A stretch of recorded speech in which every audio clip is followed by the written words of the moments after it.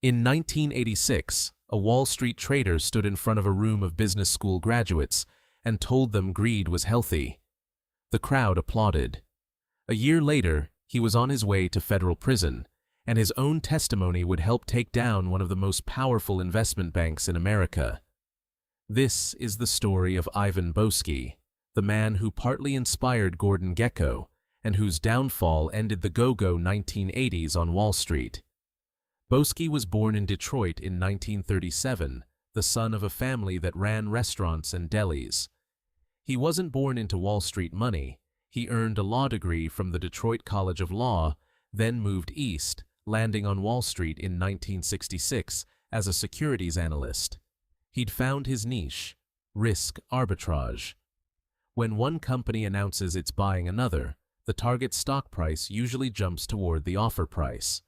An arbitrageur buys shares in the target after the deal is announced, but before it closes, betting it goes through and pocketing the difference.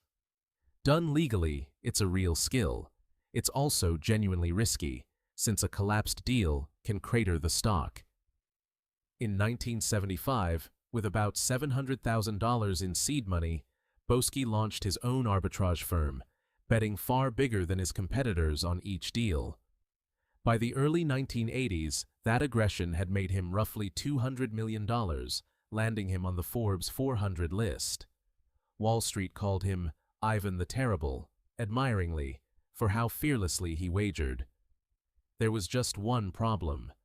Boesky wasn't only reading the market well, he was reading memos he wasn't supposed to see.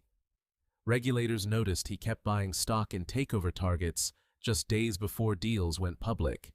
Too often to be luck. The truth came out in pieces. Bankers inside the mergers departments of Drexel Burnham Lambert and Kidder, Peabody and Company were secretly feeding Boesky advanced deal information in exchange for a cut of the profits. One of them, Martin Siegel, was paid roughly $700,000 in cash, handed off in briefcases at street corners and in a hotel lobby. Another source, Dennis Levine, got caught trading through a secret offshore account in 1985, and facing serious charges, he gave investigators a name: Ivan Boesky. Once caught, Boesky made a calculated choice. Rather than fight, he cut a deal with prosecutors, including a young U.S. attorney named Rudy Giuliani, to cooperate in exchange for leniency. That meant becoming an informant, wearing a wire for months, recording his own calls and meetings. His biggest target was Michael Milken, the junk bond king at Drexel Burnham Lambert, whose innovations in high-yield debt had helped fuel the entire 1980s takeover boom. Those secret recordings became central to the case that eventually forced Drexel into collapse and sent Milken to prison. In November 1986, Boesky pleaded guilty to one felony count of manipulating securities. His sentence, 3.5 years in prison and a $100 million fine, at the time the largest fine ever levied on an individual, plus a lifetime ban from the securities industry. He served about 2 years at a minimum security prison in California, nicknamed Club Fed. Here's the detail that turned Boesky into a cultural symbol.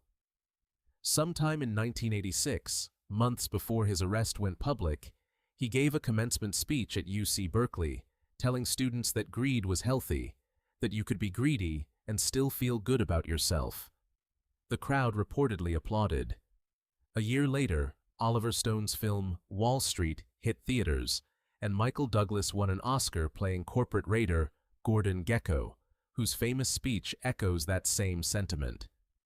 Gekko was a composite of several real financiers, but Boesky's real commencement line is widely credited as one of its direct seeds. The irony, a man publicly celebrating greed, was, at that very moment, running one of the largest insider trading schemes Wall Street had ever seen. The fallout reshaped the industry. Drexel Burnham Lambert collapsed into bankruptcy in 1990, then the largest failure of a Wall Street firm since the Great Depression.